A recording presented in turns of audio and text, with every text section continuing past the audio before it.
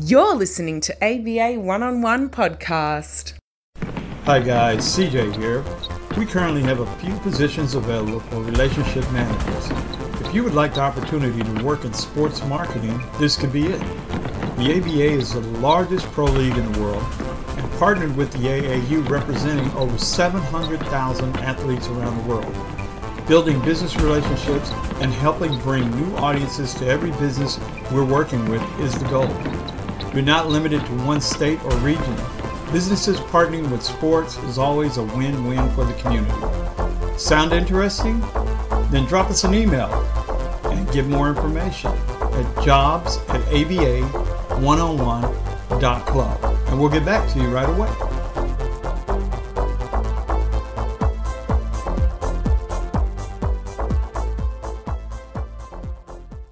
Sassy B Worldwide Productions.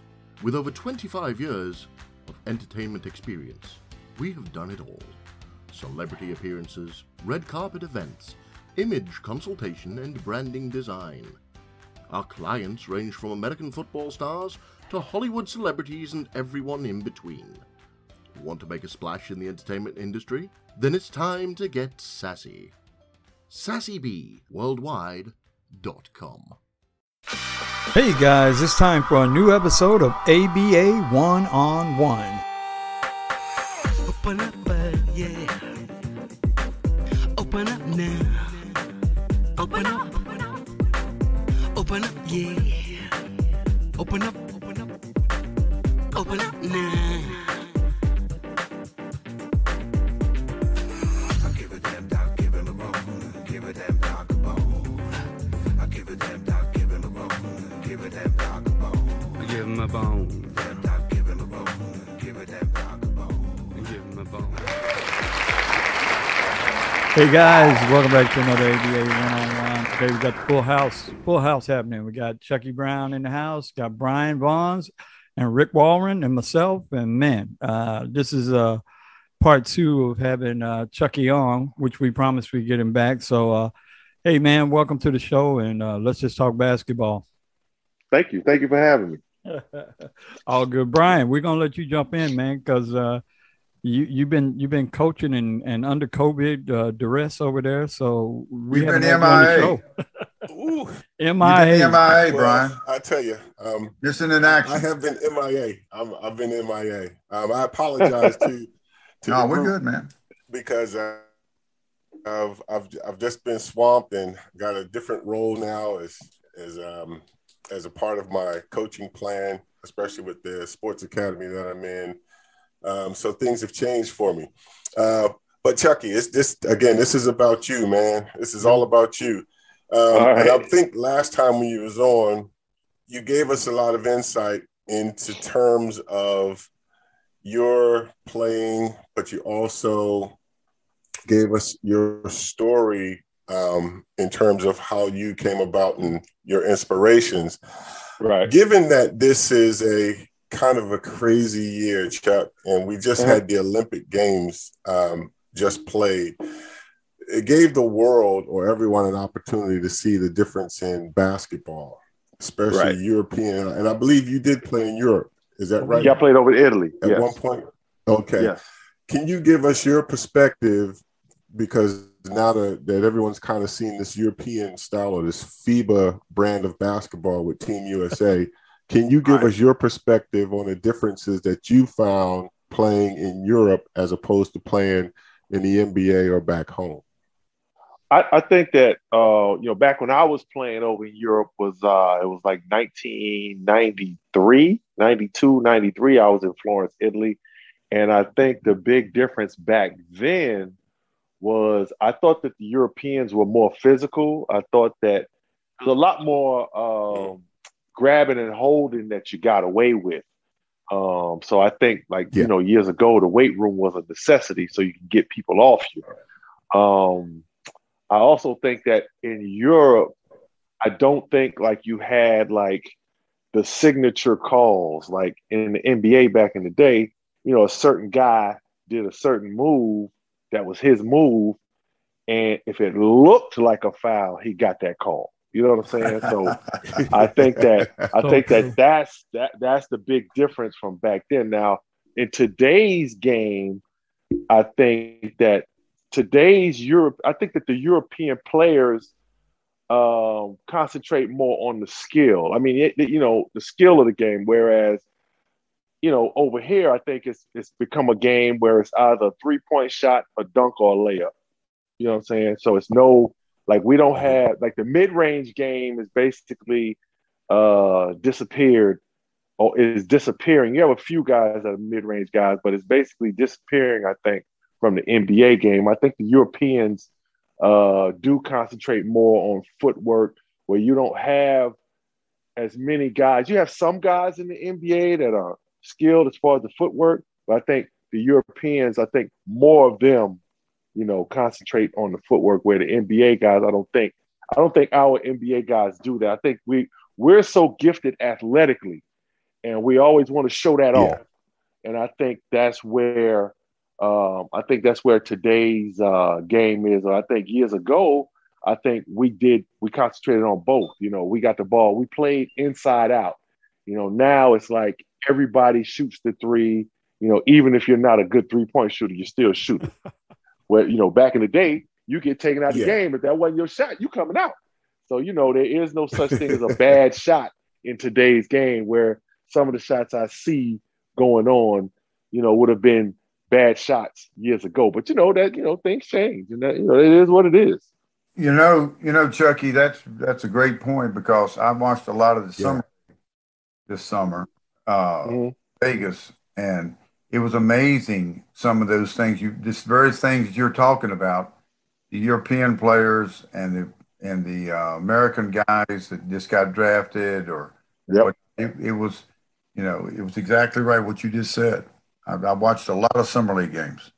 Right. Yeah, I watched a little bit of the summer, and I think a lot of it has to do with the coaching too. I think that I think you have to get some of these former players in here, more of them, to be on a staff to help coach these guys. You know what I'm saying? So I think, the young guys today, these millenniums, whatever they want to call them, millennials, whatever, they want to get up and down and just shoot the ball. That's just what they want to do. But it's more to the teams that win in the end are the teams that get those paint touches. That's never going to end. That's never going to stop. Yes. That's a great point. So true. That is a great point. That the Z group, the ones that born since 2000. I heard a podcast on that one time, but the Z, you know what they call the Z generation. Yeah. Ones that born the Z generation since the late 90s up until now. Yeah, like Brian Shaw they're the said. last of the bunch. Like Brian Shaw said when he was on, he's out there coaching kids in the G League that don't even know who he is. They knew nothing. Yep. Whereas we exactly were going, Brian Shaw. Ooh. Yeah, that's right. Hey, not only do they not know, they don't care.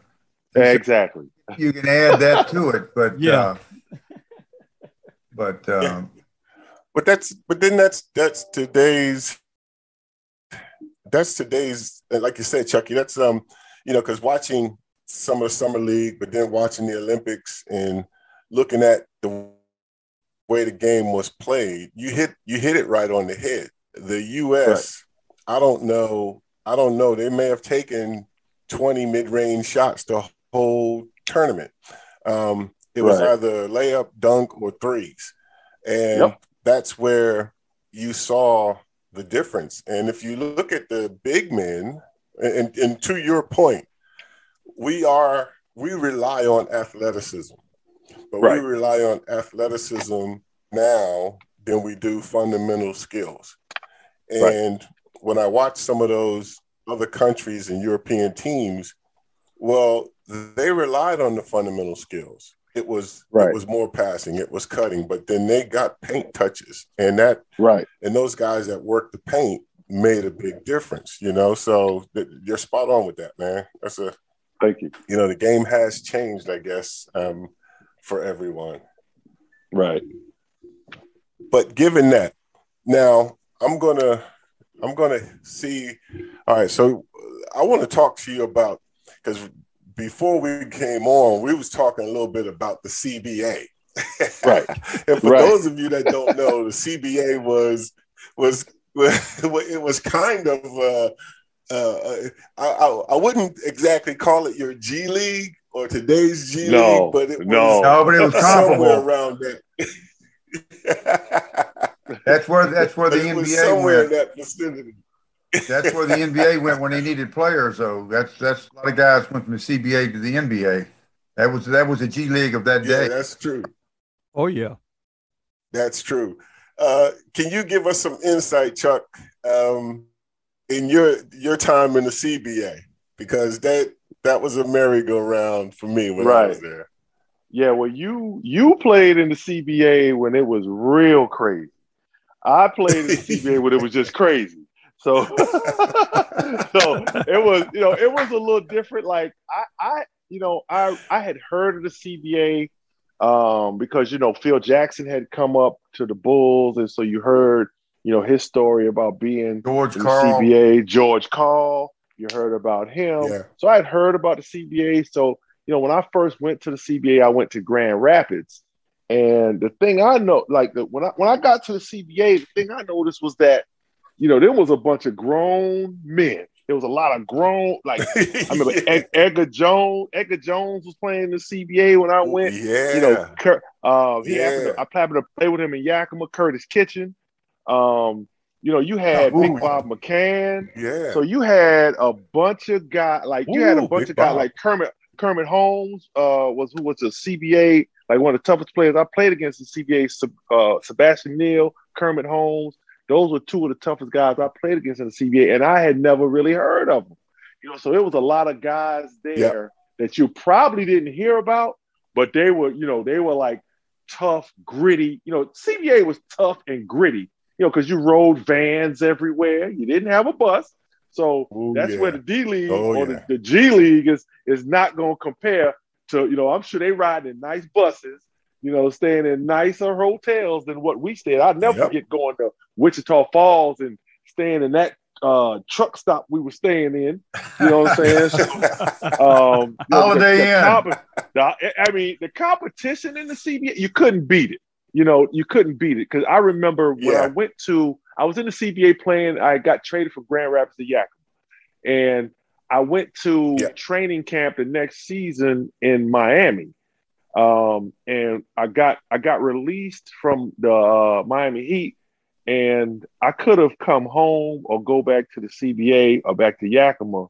I went straight to Yakima because I loved the competition in the CBA. The CBA, when I went to the CBA, it was the right thing for me. Now I had spent 4 years in the NBA already, so initially, I was pretty upset at first. Like, wait, I'm just as good as so and so. I'm looking at it like that, and my attitude was not right. But then the first couple of nights when I got in my first game action in Grand Rapids, I noticed that I was getting isolated, and I'm like, wait a minute, I'm known for defense. These dudes gonna ISO me, so you got checked. If you came to the CBA, they was going to see if you could D up or not. And if you didn't get that stop, they would go at you all night. So I got my stop. So I got my respect.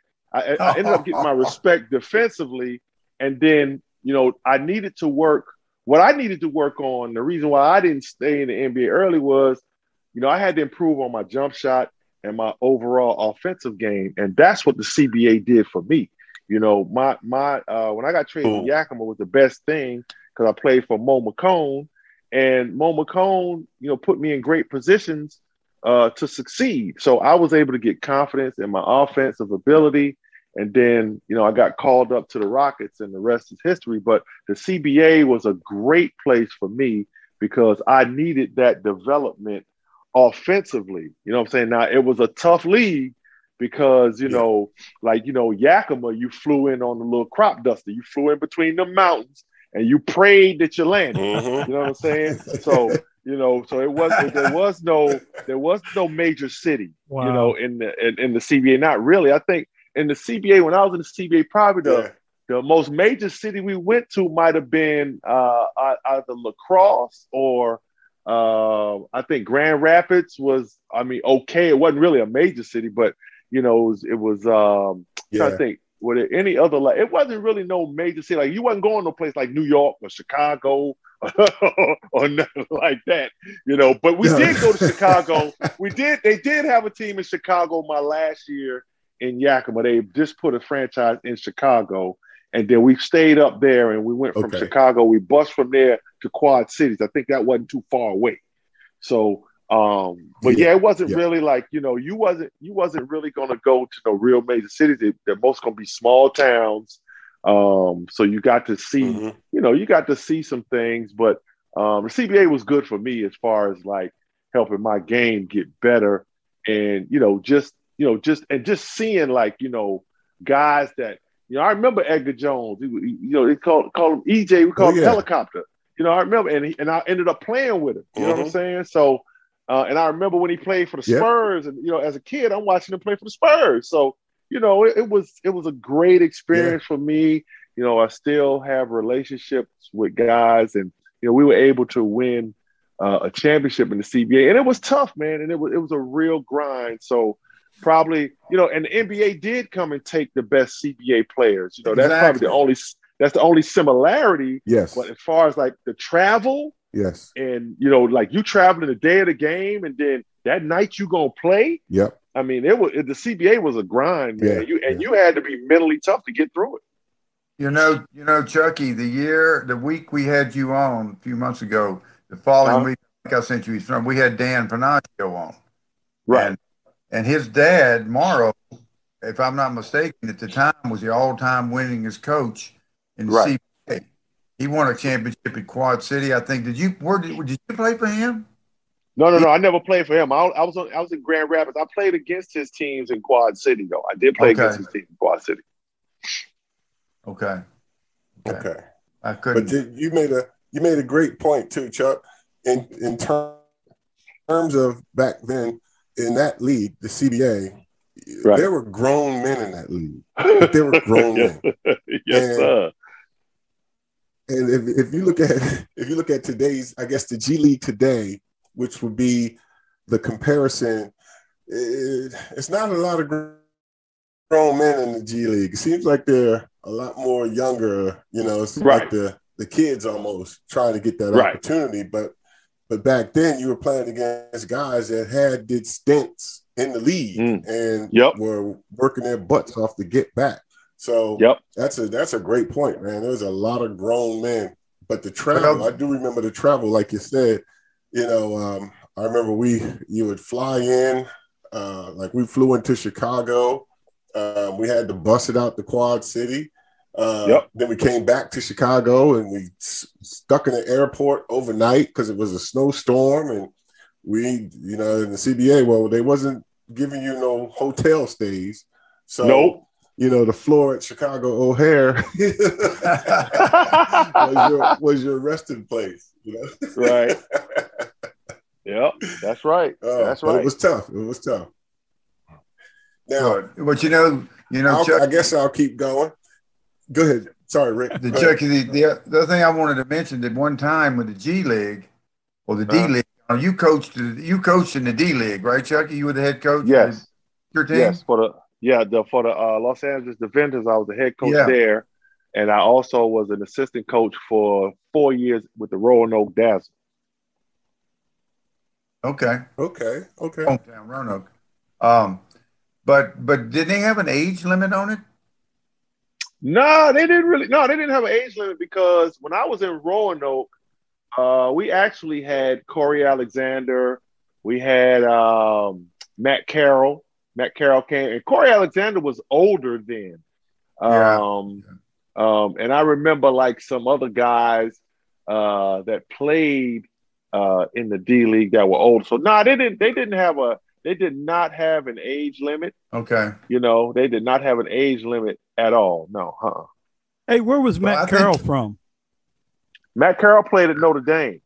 That's right. Yeah, Matt Carroll played at Notre Dame, but he had gone.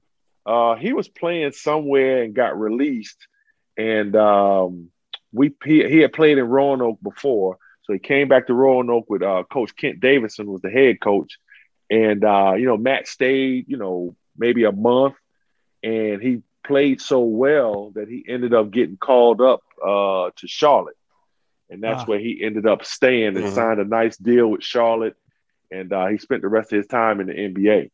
Yeah. Wow, I didn't know. I had no idea you were in Roanoke, Chucky. Yeah. Because I'm from right outside of Roanoke, and because it's been a long time ago. But right, I remember when that team was in Roanoke, but I didn't put two and two together. But I think in the G League now, I don't think they got anybody much over 22 or 23.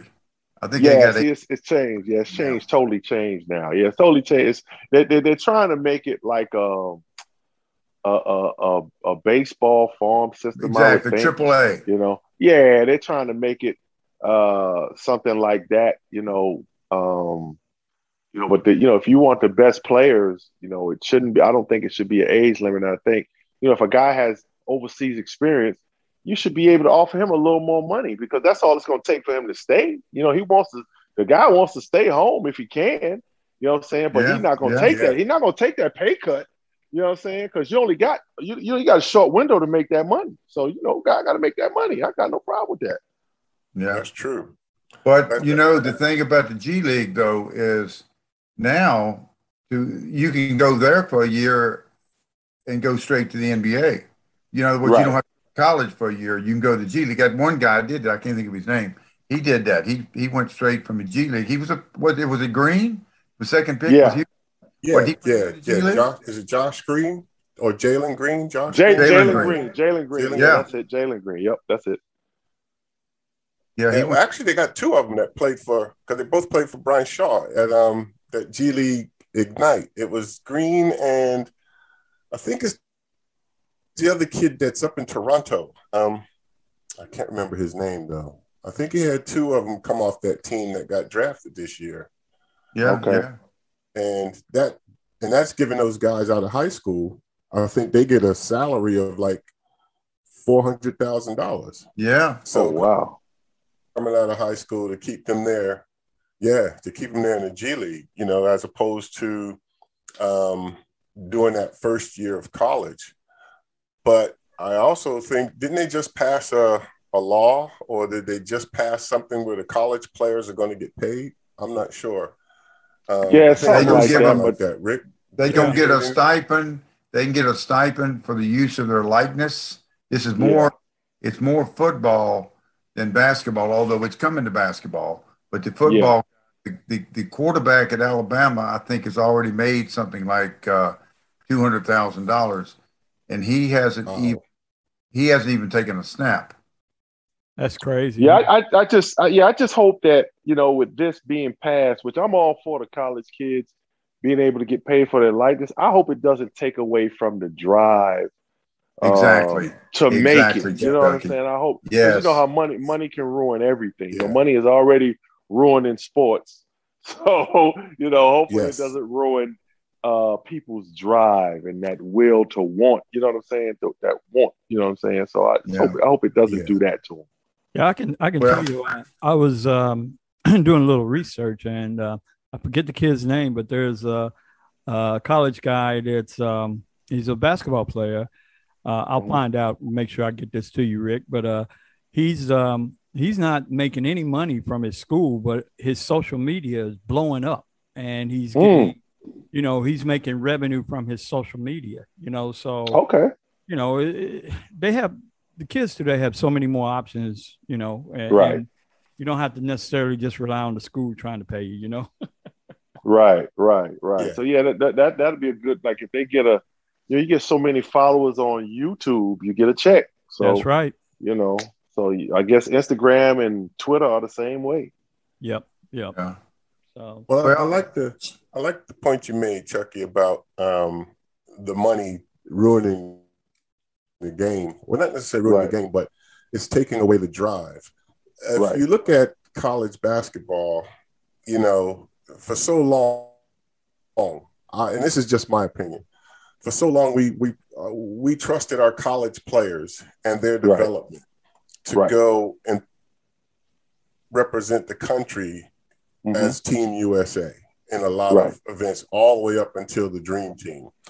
Right. But once the Dream Team, and I always thought that was a part of the drive, where guys that got in, hey, you get a chance to play for an Olympic team, you know, you were pretty much guaranteeing yourself an opportunity in the league. Right. But since that has now become a professional game, that also contributed to the drive of the college athlete. And you can couple that, say, with the one and done stuff. How do you feel as though that has affected the development of our players in the U.S.? Oh, I feel like it's affected us tremendously. I went to the Olympic trials in 1988. So that going to the Olympic trials then, that helped me see where I was at amongst my peers. You know what I'm saying? So to take away that from you know, you can't win every time you go out. You can't win. You know what I'm saying? So it's okay to lose as long as you learn from your losing. I just think as a country, you know, we decided to put together this dream team and have the pros play because the Europeans were playing their professional players. But okay, we were better than the Europeans before with just using our college players. You know what I'm saying? Now we're using our pro players. We're actually making Europeans better. They're surpassing us in our game. So I think it's help. It's you know, it's tremendously hurt the development of these kids because it's a hell of an experience. You know, I got to go to the Olympic trials, and you know, I always tell a story. You know, Pooh Richardson was my roommate. You know, Vernon Maxwell, Rex Chapman, David Robinson was there. Willie, what's played at Georgia? Willie Anderson was there. Mitch Richmond was there. I got to meet them. You know, Chris Mullen was there. Derek Coleman. So all these guys I got to meet, and you know, we got to compete and go against each other. And like I said, you know, I was one of the final 18 to make. I got cut up in Denver. We went to Colorado to play from Colorado Springs to Denver. So, you know, it was a great experience. When I came back, I was like, oh, I'm about to kill these fools in the ACC because I done played against the best and I did well. So that was tremendous for my confidence and my development. I came back, you know, was first team all ACC, led the conference in rebounding. You averaged 17 and 10. So I contribute that all to being able to go and play against the best players in college at the time, you know. So I think it's really hurt our development as a country, not being able to have the college kids go. And then we had the Pan Am games too. You know what I'm saying? The Pan Am games, we had them too. So you don't even hear about the Pan Am games anymore. Nope. Hey guys, we got about 5 minutes left, man. Go ahead. One more question, quick, Brian. I think you were getting ready to say something. Well, no, I was just I agree with what he's saying. What Chuck's saying is that development, you know, that's really hurt our game, especially because we are helping to make the European or international players better. Yeah, and it's kind of, you can see it now. It's they're catching up, but they're catching up, and I don't know how we can change that, because instead of doing the, you know, emphasizing or investing in that development of those college players to where we've always been, it's now we're more invested in the high school player. Well, and like Reggie Diaz kind of said. Because high school is different from college. College is different from the pros, and the pros is different from FIBA. So you throw an 18, 19-year-old kid who just came out of high school into a professional game, which is different, and then go try and play a FIBA game, which is different. It's very confusing, and I don't think we get that development. So great point, Chuck. Great point, man. Chucky, I want to ask one quick question. I know we've about run out of time here. I was listening to NBA radio today, which I listen to pretty much all day. They were talking about the guy with the rules committee. They were interviewing him, and they was talking about the different rules that they're looking at, and one of them was knocking the ball off the rim. And ball's on the rim, you can go up and knock it off. Because what's his name for Golden State did that during the Olympics, but he said he don't want whether that rule's going to change or not because you're up, all those guys are up that high and it's just a free for all. He said it could be somebody get hurt. I don't know about nobody getting hurt. I don't know. No, about I'm talking that. about injuries. Huh? Somebody getting up there and getting hurt because you got all these guys that are trying to knock your ball off the rim. Right. He said the rules committee was talking about this now, not me, but he's talking about the rules committee talking about they don't want injuries is an issue with that because when you got the balls up on the rim and you knock it off, you got 7 guys rebounding. Okay, so he's saying that because over here we're probably more athletic, that's why that would happen. Okay, I mean maybe, but you could try it out. But you think about it. If you look at the top 5 players in the NBA, 3 of them are probably European. So I don't know. I don't know if I just don't know. I don't know. We can sit and say that injuries might happen. I don't know, because how many instances are there where you can go up and knock it off the rim? Exactly. So I don't think there's a whole lot of opportunity to do so. Yeah. And everyone plays out so far out these days. Yeah, you don't have to worry jumpers. Yeah, they shouldn't jump us down. Anyway. Hey man, look, Chucky, we're gonna have to start wrapping it up here, but bro, as usual, it's always good having you around, man, and hearing your insights and thoughts, man, and every time you come on, it looks like Brian comes out, so I don't know. Well, hey, CJ, I want to get him back because I had 2 or 3 questions that Chucky and I was talking about the other day, and I said, man, I can't wait to get him on the show. Now we're run out of time about some coaches that he played for. Oh, that's cool. We can do a 3-peat. We can do a 3-peat. All right. Yeah. All right. That's not a big. Yeah. That's not hard to do, bro. Like I'll check with the producers. Have already blessed us with it. They said, yeah, go for it. So all right. Yeah, we can do a 3-peat. The American producer in Florida is okayed it too. That's it. There you go. So I can't. It's unanimous. Okay, I'm locked down right now, but I still get my vote. So you get your vote. You always get a vote, homie. All right, guys. Well, look, we got to close it up, man, and shut it down till next week. But we got Brian. This would be a good one for you. We got Leonard Copeland coming on next week, so that should be pretty good. He was inducted into the Hall of Fame out here in Australia. So all right. Yeah, so that'll be some fun. But yeah, guys, I'm working on George Carroll. There you go, man. There you go. Appreciate it. All right, man. Well, look, we really appreciate it, Chucky, man. And get ready for the 3-peat, man. All right. Well, thank you for having me, man. I look forward to the next time. All right, thanks, guys. Chucky. You're the GOAT, man. Thanks, Chuck. All right, man. Thanks, all right, man. Thank you, man. Be cool. All right, everybody have a good weekend, all right, man. Brian. All right. All right, take care. All right, Rick, guys. CJ. See you guys, man. All right, Brian. Guys. Take care, guys. Okay. Peace. Come explore the No Strings Attached e-news online magazine. Our global array of authors inspire, delight, and educate with practical and entertaining articles.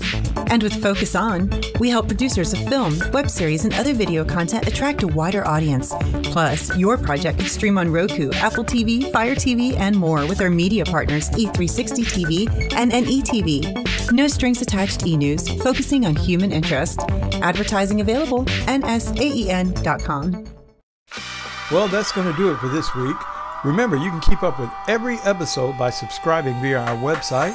Follow us on social media and tell your friends about us. Next week, new guests, more basketball tips, more basketball stories about the game we all love. Till then, be safe and keep your eyes on the ball.